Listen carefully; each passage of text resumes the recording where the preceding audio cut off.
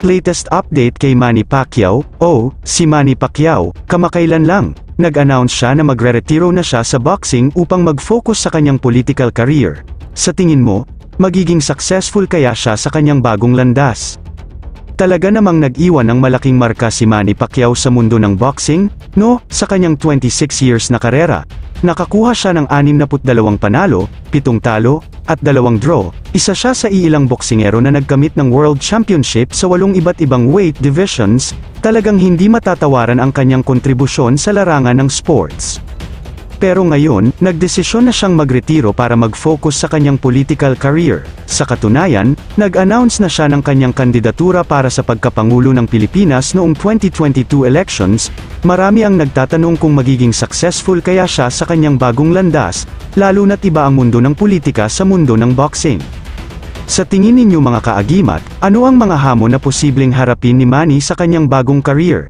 At sa palagay mo ba, magiging maganda ang kanyang kontribusyon sa politika tulad ng kanyang nagawa sa boxing? Sa tingin niyo sino ang posibleng susunod na tatanghaling pambansang kamao ng Pilipinas? Mahirap talagang sabihin mga kaagimat, ang hirap kasing pantayan o higitan ang mga nagawa ni Manny Pacquiao sa boxing, di ba? Pero alam mo, maraming promising na young boxers ngayon sa Pilipinas na may potensyal na maging susunod na pambansang kamao. Isa na rito si Yumir Marshall, na nag-uwi ng bronze medal sa nakaraang 2020 Tokyo Olympics. Mayroon din si Mark Magsayo, na kamakailan lang ay nagwagi sa isang major featherweight title. Pero syempre, hindi lang naman sa boxing nag-e-excel ang mga Pinoy. Sa iba't ibang sports, marami tayong atletang nagpapakita ng galing at dedikasyon. Ikaw, mayroon ka bang ibang atleta na sinusubaybayan o hinahangaan? Siguro iniisip mo na isa din si Cuadro Alas sa may potential na sumunod sa yapak ni Pacman.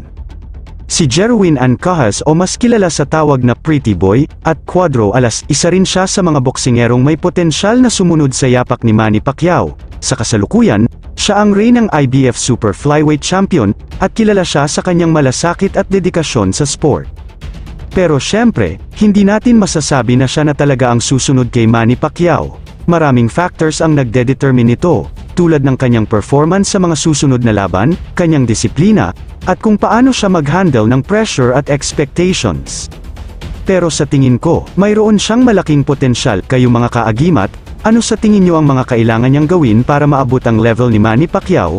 Anong masasabi mo tungkol dito mga kaagimat? I-comment mo lang sa baba ang gusto mong sabihin at ating babasahin isa-isa. Maraming salamat po.